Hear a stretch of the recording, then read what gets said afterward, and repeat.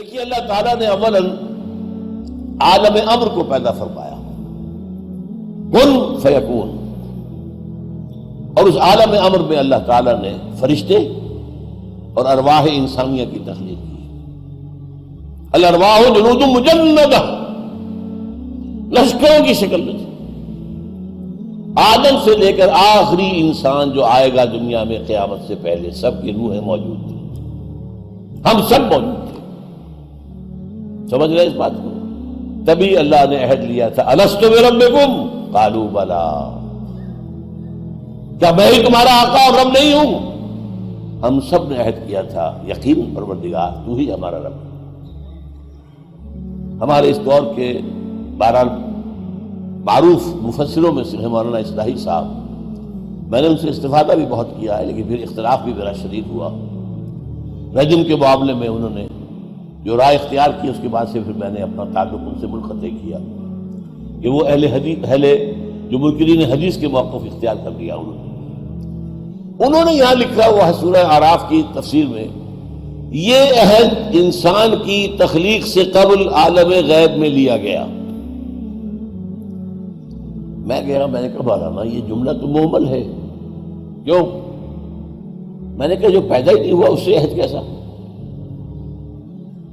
یہ عہد انسان کی تخلیق سے پہلے عالم غیب میں لیا گیا۔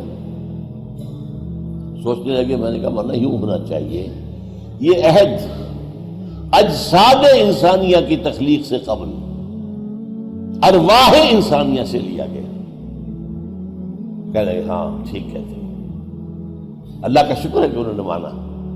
افسوس یہ ہے کہ ان کی تفسیر میں اب بھی وہی بات چھپ رہی ہے، جو شائع کرنے والے ہیں انہوں نے اس میں درستی نہیں کی۔ یہ عہد کر کے ہم دنیا میں آئے، اس کے کچھ عرصے کے بعد وہ جو نور پیدا ہوا تھا، سٹل نور، جس سے کہ ارواح اور ملائکہ پیدا کیے گئے۔ حدیث یہ ہے حضرت عائشہ کی، ان اللہ خلق الملائکہ من النور۔ اس کے بعد بگ بینگ وہ آپ کو آج معلوم ہے، بہت بڑا دھماکہ ہوا، اور اس دھماکے کے نتیجے میں اسی نور میں ناری ذرات پیدا ہوئے، آگ کے ذرات، ٹریلینز ڈگری فارن ہائٹ ان کا ٹیمپریچر، اور دوڑ رہے تھے، بھاگ رہے تھے ایک دوسرے سے، فوٹونز کہلاتے ہیں۔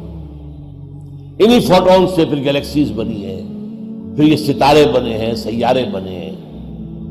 اور یہ بات نوٹ کر لیجئے، اس لیول پر اس آگ سے جنات کی تخلیق ہوئی ہے۔ قرآن کہتا ہے وَالْجَانَّ خَلَقْنَاهُ مِنْ قَبْلُ مِنْ نَارِ السَّمُومِ، انسانوں کی تخلیق سے بہت پہلے جنات کی تخلیق ہوئی ہے، اور آگ سے ہوئی ہے، آگ کی لپٹ، آگ کی لو، یہ قرآن سے ثابت ہے۔ اس کے بعد جب یہ ٹھنڈے ہونے شروع ہوئے کرے، اور ہماری یہ زمین ٹھنڈی ہوئی، اس میں سے بخارات نکلے، نتیجہ کیا نکلا کہ فضا پیدا ہو گئی، گیسز اسی زمین سے نکلے ہوئے، اور نمبر 2 سکڑ گئی، کہیں اونچی کہیں نیچی، پھر ہزارہ برس تک بارش ہوتی رہی، اور یہ بڑے بڑے سمندر وجود میں آ گئے۔ اور یہ بھی قرآن کے اندر مذکور ہے، کان عرشہ علی الماء، اس وقت تک ظاہر بات ہے کہ دنیا میں کوئی اور مخلوق نہیں تھی، کوئی حیوان، کوئی سمندری، کوئی مچھلی، کوئی انسان، کوئی جانور، کوئی کچھ نہیں، زمین اور پانی، زمین اور پانی۔ وَكَانَ عَرْشُهُ عَلَى الْمَاءِ، وہاں سے پھر انسان کی تخلیق کا عمل شروع ہوا۔ سائنس اور قرآن دونوں اس پر متفق ہیں کہ انسان پیدا کیا گیا مٹی سے، اس میں کوئی اختلاف نہیں۔ The clay, the crust of the earth. اب اس کو چھوڑ دیجئے کہ وہ کن مراحل سے گزر کر آیا، یہ کہ جو احادیث سے ہمیں کچھ معلوم ہوتا ہے کہ تمام جتنے بھی بر اعظم تھے ان سب سے مٹی لے کر اللہ نے آسمان پر پھر یہ کہ وہ گارا بنایا، اس گارے کے اندر پھر جب وہ کچھ مادہ ڈالا جو کہ آرگینک تھا، اس کے اندر جو ہے فرمنٹیشن ہوئی، تو قرآن کہیں کہتا ہے تراب، کہیں کہتا ہے تین، کہیں کہتا ہے تین لازم، کہیں کہتا ہے صلصال من حمأ مسنون۔ یہ 4-5 الفاظ جو استعمال کیے قرآن۔ بہرحال اس کو چھوڑ دیجئے کہ سائنس کیا کہتی ہے، لیکن ایک بات یہ ہے کہ مٹی سے تخلیق ہوئی۔ جب یہ ہیولہ تیار ہو گیا آدم کا، جسمانی ہیولہ، تو آدم کی روح لا کر پھونک دی گئی، اور یہ آدم ہوئے اب علیہ الصلوۃ والسلام، یہ اللہ کے نبی ہوئے، اور ان کو اللہ نے زمین کی خلافت عطا کی۔ یہ چند باتیں جو ہیں، یہ چاہے آپ میٹا فزکس کی بات کہیں اس سے، چاہے ویلٹن شاؤن کی بات کہیں جرمنی کی اصطلاح کے اندر، یا جو ورلڈ ویو ہے اس کو کہیں، یا قرآن مجید کی حکمت کہیں، وہ جو مولانا روم نے شکوہ کیا نا، چند خانی حکمت یونانیہ، حکمت قرآنیہ راہم بخاں، کب تک تم یونانیوں ہی کے فلسفے کو پڑھتے رہو گے، ارسطاٹل کو اور پلیٹو کو اور پلاٹونائزم کو، ان کو پڑھتے رہو گے، کبھی قرآن کی حکمت کو بھی پڑھو۔ پر اس انسان کو اللہ تعالیٰ نے دو علم عطا کیے، یہ اصل ہے بات جو سمجھنے کی ہے۔ اور جہاں یہ ذکر ہے حضرت آدم کی تخلیق اور انہیں خلافت دیے جانے کا، سورہ بقرہ کا 4واں رکوع، شروع میں ایک علم کا ذکر ہے، وَعَلَّمَ آدَمَ الْأَسْمَاءَ كُلَّهَا، آدم کو سارے نام سکھا دیے اللہ نے۔ یعنی نام کن چیزوں کے؟ نام کچھ چیزوں کے ہوتے ہیں نا، میٹیریل تھنگس، اس کا کیا نام ہے، اس کا کیا نام ہے، میٹیریل ورلڈ جو وجود میں آنے والی تھی، اس کی تمام چیزوں کا علم آدم کو دے دیا گیا، لیکن دیا گیا کس شکل میں؟ جیسے آم کی گٹھلی میں پورا آم کا درخت ہوتا ہے تو صحیح نا، لیکن یہ وجود میں تو آئے گا، ذرا وقت لگے گا، یہ گٹھلی پھٹے گی، دو پتیاں نکلیں گی، پھر وہ آگے پودا بنے گا، پھر کئی سال لگا کر وہ درخت بنے گا، پھر آم آئے گا نا۔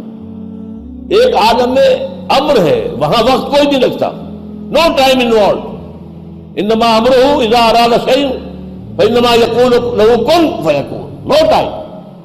لیکن عالم خلق کے اندر وقت لگتا ہے۔ رحم مادر میں بھی بچہ جو ہے 9 مہینے لیتا ہے، تب وہ انسانی شکل میں آتا ہے۔ آم کا درخت بھی کچھ سال لے گا، تب وہ آپ کو پھل دے گا۔ عالم خلق میں ٹائم انوالوڈ ہے، اور آسمان و زمین کی تخلیق 6 دنوں میں۔ اب یہ دن کون سے ہیں؟ یہ تو ہم سمجھ نہیں سکتے۔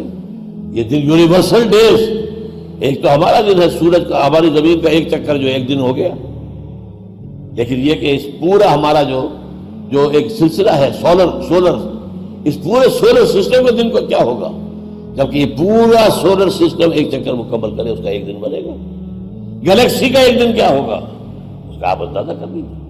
تو قرآن اسی لیے کہتا ہے نا، اللہ کا عام دن جو ہے وہ 10,000 برس کا ہے، 1000 برس کا ہے، اور ایک جگہ 25,000 برس پہ، 50,000 برس کا بھی۔